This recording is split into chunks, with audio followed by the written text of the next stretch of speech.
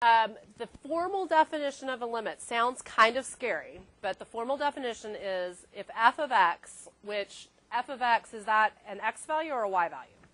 Y. So it's basically saying that if y becomes arbitrarily close to a single number L as it approaches C from either side, then the limit of f of x as x approaches C is L. So basically C is your x value and L is the y value of the function. All right, I know that you don't have your calculators on your desk right now, but I'm just going to type this into my calculator. So I'm going to type this into the calculator, and I'm going to consider the limit as x approaches 0 from both the graph and the table. All right, so if I want to look at it from the graph, I'm going to start with Zoom 6.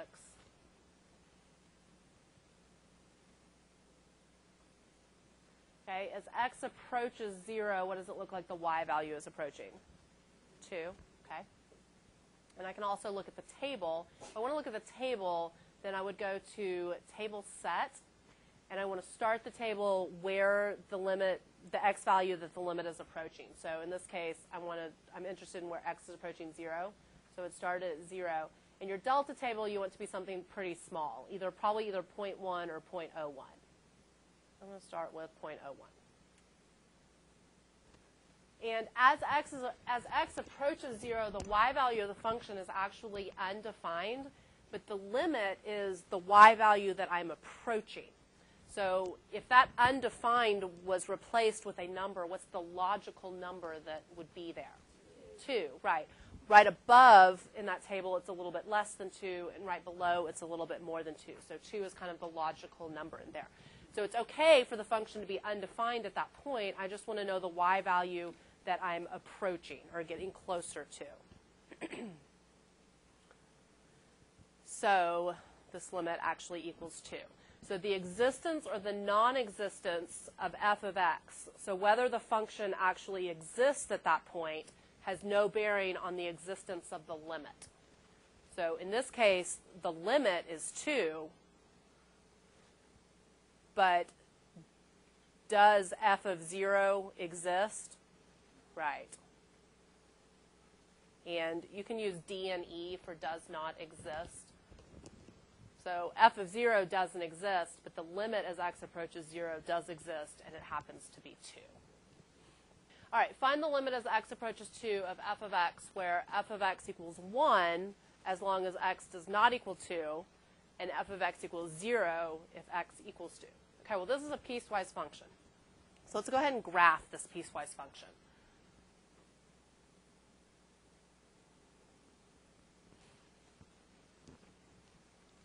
I'm going to start with the top part, because the top part is valid as long as x does not equal 2. So everywhere except x equals 2, what is this graph going to look like?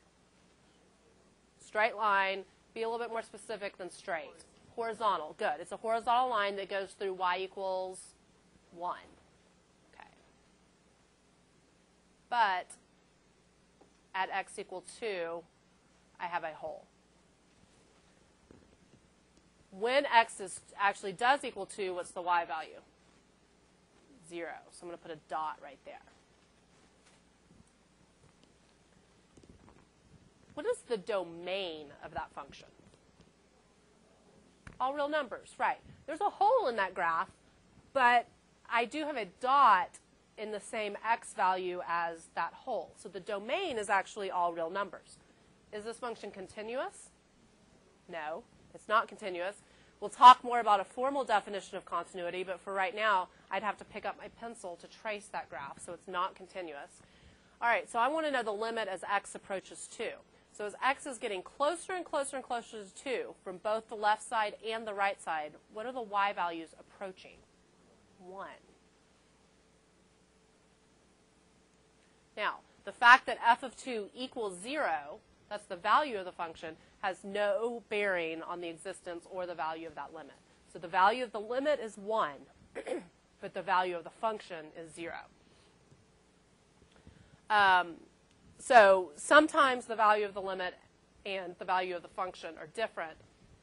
sometimes it may happen that they are exactly the same, and that's nice. Those are called well-behaved functions, and those can be found by just evaluating by direct substitution. So in number 3, the limit as x approaches 2 of 4x squared plus 3, the first thing you want to do is try plugging a 2 in for that x and see if you can get something. So if I plug a 2 in for x, I get 4 times 4 plus 3, 19. So that value is 19. As long as you can plug it in and get a number, you're good to go, and you can move on to the next one. So it turns out that the value of the function is the same as the value of the limit. Okay, number 4, let's try that one. If I plug a 2 in, on top, I'm going to get, well, immediately you probably notice that you get 0 on the bottom. Don't just say that the limit doesn't exist and move on because you've got a 0 on the bottom. I know you can't divide by 0, but we need to figure out what's on top. If you plug in on top, you're going to get times 2. So 4 minus 14 is negative 10 plus 10 is 0. We get 0 divided by 0. Now, 0 divided by 0 is called an indeterminate form. It means that the limit probably exists, it just cannot be determined from this form. So what can I do to that equation? Exactly, factor. Now, remember that when you change the expression before you take the limit, you actually have to rewrite limit as x approaches 2. So if I factor the top, that's going to factor into x minus 5, x minus 2. And then I have an x minus 2 on the bottom, and the x minus 2's will cancel. Now, when I plug a 2 in to x minus 5, what do I get? Negative 3. So the limit as x approaches 2 is negative 3. What do you think f of 2 equals? It's undefined. Right, it doesn't exist. Do you remember from pre-cal what's going to show up in that graph? A hole. Remember when you factor and cancel, or when you cancel factors on top and bottom, it creates a hole. So there's a hole there, so the value of the function is undefined, but the limit is negative 3. Yes, the hole is at x equals 2. Good question. What would the y value of that hole be? I'm hearing 0 and I'm hearing negative 3, and one of those is the right answer. It's negative 3. Because what the limit is the value, the y value that function is approaching.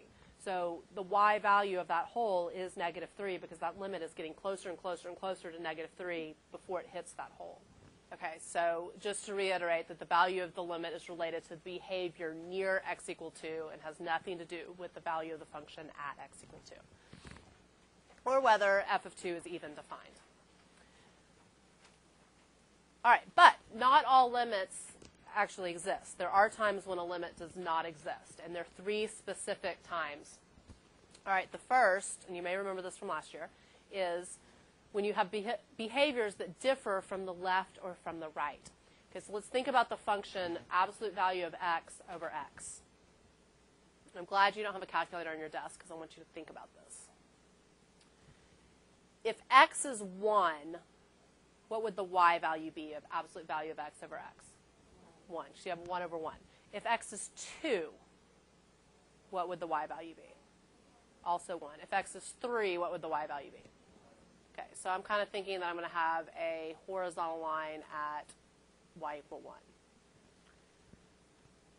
What about if x is negative 1? Right, because negative 1 is going to be, the absolute value of that's going to be positive 1 divided by negative 1 is a negative 1. If x is negative 5, I would have 5 over negative 5, which is still negative 1. Okay, what do you think is happening at x equals 0? It's actually undefined. There's no asymptote here. You're just going to have a hole there and there. Is the domain of this function all real numbers? No. The domain is everything except x equals 0. So this function does not have a continuous domain.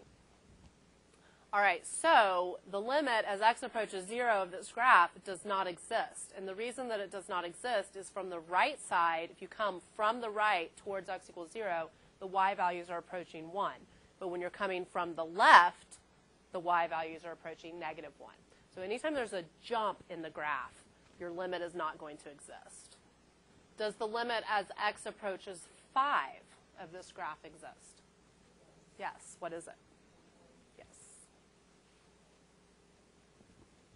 Okay, a limit also doesn't exist if you have unbounded behavior. And unbounded behavior is the same thing as an asymptote.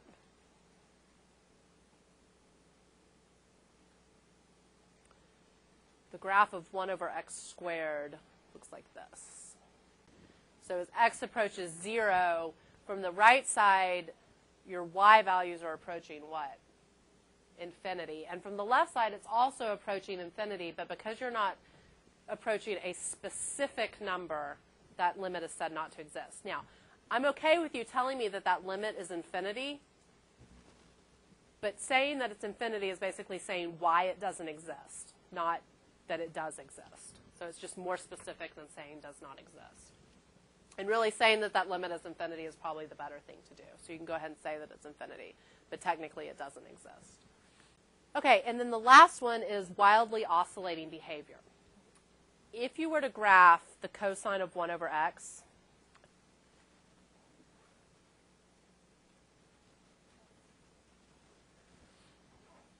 okay, at first glance, as x approaches 0, what does it look like the y value might be? Maybe -1, maybe 0. It kind of looks like it might kind of dip down and come back up. All right, well, I'm going to zoom in.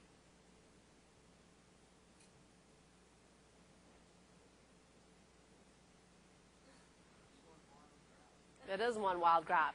So I've zoomed in, and it gets kind of crazy in there. Well, if I zoom in again,